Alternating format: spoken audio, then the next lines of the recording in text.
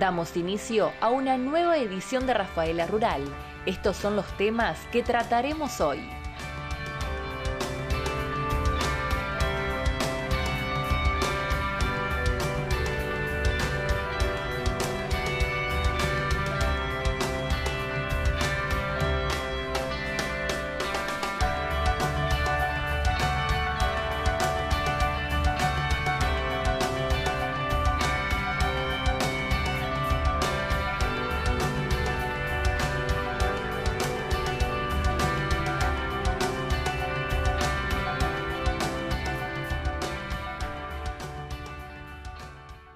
Agrosistema Mar Chiquita, con casa central en Suardi y sucursal en Ceres, es distribuidor de Bayer. Junto al titular de la firma, el ingeniero agrónomo Marcelo Nari, visitamos algunos lotes de maíz y en esa oportunidad el profesional destacó, entre otros temas, las excelentes condiciones en las que se encuentran los cultivos. Bueno, en este momento estamos en un lote de maíz, de cultivo de maíz. Nos encontramos entre las localidades de Suardi y San Guillermo, justo digamos, cerca del límite entre las dos zonas rurales de ambas localidades. Bueno, este cultivo de maíz, vamos a empezar a contar un poquito la historia. Viene de barbecho, venía con avena, o sea, se hizo el barbecho para las malezas iniciales, siempre un primer barbecho en donde va siempre Roundup Full, algún hormonal también, y en este caso agregamos atracina para como empezar a manejar el tema de preemergencia de malezas. Entonces hicimos esta aplicación en un primer momento. Esto lo hicimos en el mes de noviembre, también a principio de noviembre. Posteriormente, a los 20 días de esa primera aplicación, se realizó una segunda aplicación, ya en la parte de lo que llamamos la presiembra. La siembra de este cultivo fue realizada a fin de noviembre justamente, y bueno, esta se hizo en pre-siembra, 2 o 3 días antes de la ocurrencia de la siembra. Esta aplicación consistió de nuevo con Roundup Full. Volvimos a hacer un toque de algún hormonal por alguna maleza que quedaba y utilizamos como preemergente el producto que estamos recomendando en la zona de Bayer, que es el Adengo, que es un preemergente para hojas anchas y también algunas gramíneas anuales. Es un preemergente que para su incorporación y activación necesita lluvias posteriores, pero a diferencia de los productos que veníamos utilizando otras campañas, esa lluvia no tiene que ser inmediata a la aplicación del producto. Podemos esperar hasta 20 días, el producto va a seguir activo en el suelo y cuando ocurra la lluvia se va a incorporar. Normalmente lo que se hacía era tratamientos de atracina más acetoclor. Esos productos, el acetoclor sobre todo, necesita una lluvia en la primera semana de aplicado para que se incorpore, si no, lamentablemente perdemos la efectividad del producto. Entonces, bueno, estamos utilizando un producto nuevo, con una molécula nueva y con una mejor y mayor versatilidad. Este producto también se puede aplicar en postemergencia temprana del maíz, pero bueno, en este caso lo hicimos en preemergencia. Posteriormente, ya con el lote totalmente limpio de malezas, se procedió a la siembra, como decíamos. El material que utilizamos de la línea Decal, nosotros somos representantes de la empresa Decal, tenemos todo el portfolio de sus híbridos y en este caso utilizamos el Decal 7320 BT Triple Pro. Digo BT Triple Pro porque es la tecnología que estaba disponible hasta esta campaña, digamos, o hasta el principio de esta campaña, la tecnología que tenía la empresa disponible para el control de insectos lepidópteros. Como todos saben, en la zona ya y bueno, se ha hablado y ha pasado también con varios de los eventos anteriores, no solo de nuestra empresa, sino de otras empresas, que bueno, los insectos han vencido la resistencia del evento tecnológico y bueno, ahora ya contamos desde la empresa con un nuevo evento que es el BT4 Pro, que es una combinación de proteínas para controlar lepidópteros, y bueno, que realmente lo tenemos acá presente en otro lote, acá al lado, que también van a tener unas imágenes, nada más que este lote está en otra fecha de siembra, una fecha de siembra posterior, y bueno, todavía no está en floración. Pero bueno, realmente el evento está funcionando muy bien, y bueno, a partir de la campaña que viene lo tenemos disponible para todos los productores de la zona. Así que bueno, como decía, el híbrido elegido es el 7320, utilizamos una densidad de planta como es un maíz ya de segunda, porque viene atrás de un cultivo como es la avena, entonces lo que llamamos en la zona maíz de segunda. Utilizamos 70.000 semillas por hectárea, lo que equivale a aproximadamente a 3,5 plantas por metro lineal, ¿sí? Bueno, eso es una distancia a 52 centímetros entre surco, el distanciamiento de la maquinaria que utilizamos para la siembra está hecho con una sembradora del estilo neumática para lograr una mejor distribución, y bueno, está también monitoreada toda la siembra, y bueno, también con el tema de Fieldview, que es la plataforma que manejamos desde Bayer, también hicimos el seguimiento de toda la labor de siembra para que quede registrada, y realmente ver también en este mismo lote tenemos un ensayo en donde está ambientado el lote, o sea, tiene por índice verde, se ambientó el lote, y en función de eso hay distintas densidades, va variando la densidad en las mejores partes del lote, disminuye la densidad en las peores partes. Entonces, bueno, también pruebas que estamos haciendo o nuevas cosas que estamos aplicando en la zona. Con respecto a fertilización, en la siembra no se realizó ningún tipo de fertilización. Sí, posterior al nacimiento, cuando el maíz estaba en B4 o B6, se hizo una aplicación también en este caso, un nuevo producto que es Nitratop, que es de la empresa Emerger, que es un producto granulado que aporta nitrógeno en dos maneras disponibles, una forma asimilable más rápidamente y otra que queda un más periodo disponible en el suelo. Esto nos ayuda porque hay una parte que la aprovecha enseguida el cultivo y otra queda disponible posteriormente, cosa que hay muchos de los fertilizantes que se venían utilizando anteriormente que eran más de disponibilidad inmediata. Y ante la ocurrencia de alguna precipitación abundante o algo, mucho de ese nitrógeno que aplicábamos se perdía. En cambio, de esta forma lo estamos utilizando de una mejor manera. Entonces utilizamos este producto, como le decía, Nitratop, lo utilizamos a 120 kilos por hectárea. Básicamente es un aporte de nitrógeno y tiene algunos microelementos que también ayudan al desarrollo del cultivo. Bueno, una vez esto ya se hizo en post-emergencia, como decía, con 4 o 6 hojas del cultivo. Tuvimos que entrar por el tema del evento de la tecnología a hacer un tratamiento de cogollera, de lo que es una de las plagas principales en el maíz de segunda.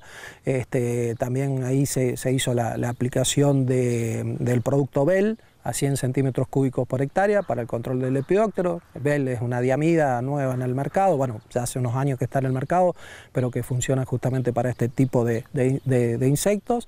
Logramos un muy buen control y bueno, evidentemente el maíz está llegando a su ya estado bien definido en excelentes condiciones. Junto con ese insecticida se hizo un repaso de glifosato, el Roundup sobre el cultivo para algunas malezas presentes que había. Mínimas, porque el preemergente realmente, después vamos a mostrar unas imágenes, dejó muy bien el suelo y no tuvimos prácticamente nacimiento de malezas, pero para aprovechar la pasada del pulverizador, entonces agregamos algo de Roundup. Bueno, como decía, logramos un cultivo totalmente limpio, se observan algunas malezas a los bordes, obviamente, porque donde el mosquito con el trabajo de sus alas, digamos, no llega a cubrir sobre el alambrado, también en algún rincón del lote, bueno, obviamente ahí tenemos algún escape de maleza, que es lo normal y bueno, pueden estar observando, pero cuando uno entra al interior del cultivo realmente encuentra un lote muy limpio. Bueno, ahí posterior a lo que fue la aplicación que decía de ese herbicida y ese insecticida y la fertilización, que fue lo último que se hizo sobre el cultivo, hoy ya estamos en un maíz ya en su estado reproductivo, ya podemos ver que ya está definido, digamos, en gran parte el rendimiento, porque ya en este estado ya tenemos definido el número de espiga por hectárea, digamos, cada planta con su espiga formada, y también tenemos definido el número de grano por espiga. Ya está definido con la cantidad de hileras y el largo de la espiga.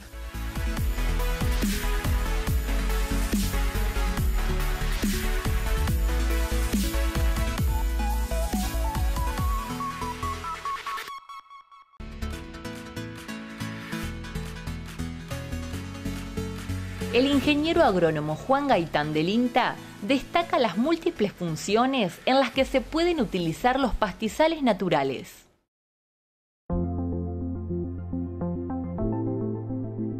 Los pastizales naturales son áreas o territorios en los cuales la vegetación natural es utilizada como fuente de forraje para el ganado doméstico y también para la fauna silvestre. Estas tierras de pastoreo son el sistema de uso más extendido a nivel mundial. Aproximadamente un 30% de la superficie de nuestro planeta son pastizales naturales, y en el caso de nuestro país, Argentina es el quinto país por extensión de tierras de pastoreo. Aproximadamente 160 millones de hectáreas en nuestro país son pastizales naturales, un 60% de la superficie. Estos ambientes cumplen numerosas funciones, además de su función productiva, nos aportan numerosos servicios ambientales, como por ejemplo son hábitat para la fauna silvestre, contribuyen a proteger el suelo frente a los procesos erosivos, son reserva de recursos genéticos, son fuente de combustible y madera, y también son espacios recreativos. En los últimos años se ha puesto bastante el foco en las emisiones de gases de efecto invernadero como consecuencia de la actividad ganadera, fundamentalmente las emisiones de metano, y se estima que a nivel mundial aproximadamente un 12% de las emisiones de gases de efecto invernadero provienen del sector ganadero. En el caso de Argentina es un 20% de nuestras emisiones anuales provienen de la ganadería. Sin embargo, es importante destacar que las tierras de pastoreo contribuyen a regular el clima a nivel mundial, dado que almacenan grandes cantidades de carbono en el suelo, de manera que pequeños cambios que podamos lograr en los almacenamientos de carbono podría tener un fuerte impacto en el balance. En el caso de nuestro país, por ejemplo, la cantidad de carbono almacenado en los suelos equivale aproximadamente a unas 75 veces la cantidad de dióxido de carbono que el país emite a la atmósfera anualmente. De manera que si nosotros lograríamos incrementar un 1% por año las reservas de carbono en los suelos, en estos ambientes, en estas tierras de pastoreo, lograríamos compensar aproximadamente un 75% de los gases de efecto invernadero que emitimos anualmente a la atmósfera. Para lograr esto, en INTA se viene trabajando hace años en el desarrollo de tecnologías y prácticas de manejo que nos permitan conservar la vegetación, la biodiversidad, mejorar el almacenamiento de carbono en los suelos, y también venimos trabajando en el desarrollo de sistemas de monitoreo basados en la instalación de parcelas permanentes en campos de productores, donde periódicamente y a largo plazo relevamos y medimos diferentes indicadores de suelo y la vegetación de una manera científica y siguiendo protocolos estandarizados.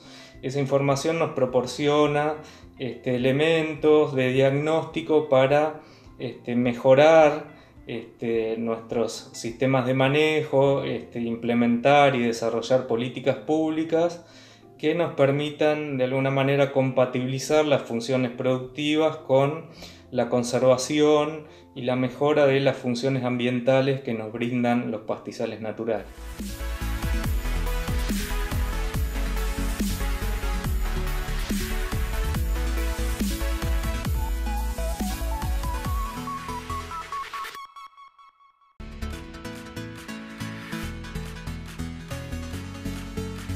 En el primer encuentro de criadores organizado por la Sociedad Rural de San Justo y la Cámara de Cabañas Santafesinas, una de las presentaciones más esperadas estuvo a cargo de Carlos Ojea Rulán. En esa oportunidad consideró distintos temas vinculados a la morfología de los animales de carne. Básicamente esta conferencia se llama La clave está en el equilibrio. Habla justamente de transmitir un poco una experiencia de vida y una experiencia de trabajo de muchos años en esa búsqueda de un equilibrio donde las curvas confluyen para el criador, en el cual uno tiene una cría eficiente, pero a su vez una recría eficiente. O sea, cómo busca ese punto de equilibrio, algunos lo llaman la grieta ganadera, otros lo llaman la pulseada ganadera, entre lo que es el criador de una zona dura con un invernador, que el criador lo que más pretende es preñar su vaca y a veces con una vaca más chica de tamaño, más moderada, que no genera problemas, que eso está muy bien y es muy buen, es lo que el criador está haciendo hoy. Y por otro lado, muchas veces la invernada y el feedlot y el engorde, que a veces pide un poco más de kilos y un poco más de explosión. Entonces, bueno, muchas veces esos dos intereses chocan en la genética y es como que los criadores nos tironean de un lado y del otro, y bueno, justamente lo que yo trato de transmitir son experiencias para que cada criador busque el equilibrio justo entre poder tener una cría eficiente, pero a su vez que esos animales después cuando pasan a fase 2 sean eficientes en la recría y en el engorde. Y hay un punto que las curvas confluyen, que es que uno puede tener la mayor cantidad de vacas por hectárea, que se preñen en el 90% o arriba, con destetes, obviamente estamos hablando de zonas de cría estabilizadas. Obviamente que nadie pretende que en zonas duras y difíciles logre ese objetivo, pero es básicamente es tener la mayor cantidad de vacas por hectárea que se preñen y que después el ternero pese lo más cercano al 50% del peso de la madre. Y después, en el futuro, vamos a seleccionar vacas que consuman menos pasto para generar más kilos. Todas esas curvas confluyen en un lugar y determinan cuál es la vaca ideal para cada productor, que con un país tan grande y tan largo como el nuestro, no siempre es la misma vaca para todas las zonas.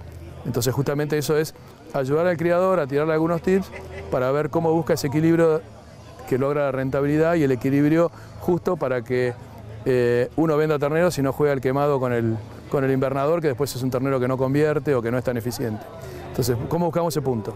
Básicamente buscar el tamaño y el peso ideal de vaca para cada campo. O sea, ese es el peor problema, gente que mete vacas más grandes de la que puede recibir en su campo, gente que por ahí teniendo un campo bueno tiene vacas demasiado chicas y podría tener una vaca más intermedia.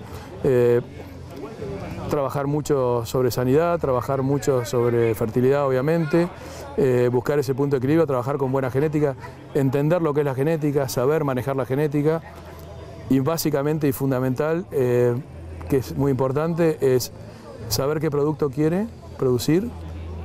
Un criador tiene que entender que hoy es un empresario productor de carne, tanto un criador como un invernador, el que hace el ciclo completo. Entonces, justamente tiene que tener en cuenta que el campo es la fábrica, las vacas es la maquinaria. Entonces, como cualquier empresario, tiene que saber bien cuál es el producto final ideal que su cliente va a querer consumir, cómo funciona su máquina y en base a eso, qué combustible usar, que justamente es la genética, de qué manera, y eso es lo que hacemos en esta conferencia, en esta charla, explicar de qué manera se unen todos esos factores y cómo la genética juega como combustible de eficiencia y de rentabilidad en todo esto. Hubo un preconcepto hace muchos años que invertir en genética era tirar la plata, pero bueno, con la genética que hay actual hace varios años y que se ha trabajado muchísimo, ya está recontra probado que invertir en genética es muy rentable, pero siempre y cuando se haga bien. Entonces justamente esta charla lo que intenta es tirar algunos datos a alguna gente que le pueda interesar, de 35 años de experiencia de manejar bastante hacienda. O sea, hoy yo, de las decisiones genéticas que tomo, influyen en más o menos 300.000 vacas por año en el país, desde Corrientes hasta Chubut. Entonces, un poco transmitir esa experiencia y que sea útil para los criadores. El producto final mirarnos a nosotros, como decís vos, mirarnos a nosotros mismos dónde estamos parados y cómo movemos los factores de producción, que es la genética, para llegar a ese objetivo y que el cliente esté contento. Es básicamente la esencia de cualquier actividad y cualquier negocio rentable, pero bueno, en este caso volcado a la genética y a la producción de carne. Bueno, obviamente que las razas, cada una tiene su lugar, algunas razas compiten entre sí por algunos lugares, pero bueno, obviamente que nosotros en Argentina sabemos muy bien cuáles son las razas líderes, sabemos la porción enorme del mercado que maneja Aberdeen Angus, que sobresale bastante sobre todas, por su adaptación, su fertilidad, justamente por ser una vaca económicamente muy apta. Sabemos lo que es el aporte y el enorme avance y el futuro increíble que tienen el Brangus y el Braford en muchas zonas del país también, y creo que se pueden complementar perfectamente porque tienen sus lugares cada una. Sabemos cuál es el aporte del Hereford, sobre todo ahora que volvieron los cruzamientos para hacer careta, etc. O sea, yo creo que, bueno, ni hablar la raza madre en el norte Brahman, con su aporte también en zonas muy duras.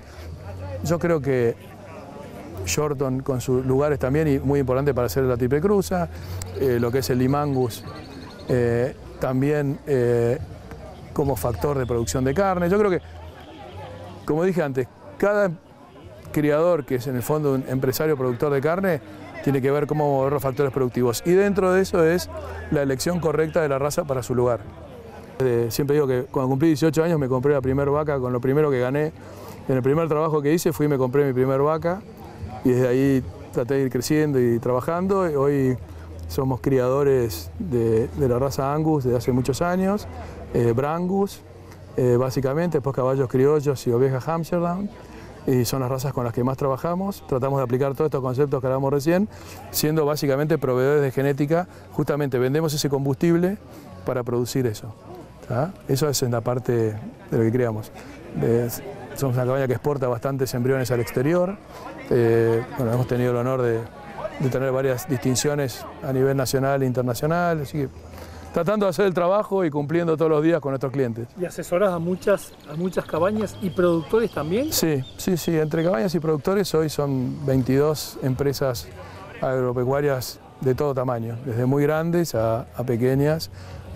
La más pequeña debe ser la nuestra, pero bueno, sí, trabajamos, como te decía antes, desde los orígenes de Agrodec en Corrientes, en el norte y Formosa, hasta los murmullos en Chubut, en Cholila, La Pampa, Santa Fe, Córdoba. Creo que abarcamos provincia de Buenos Aires, ni hablar.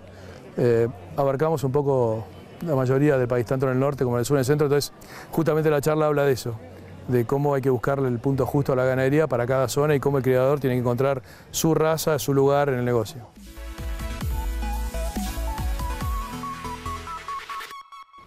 Llegamos al final de la presente edición de Rafaela Rural. Gracias por acompañarnos.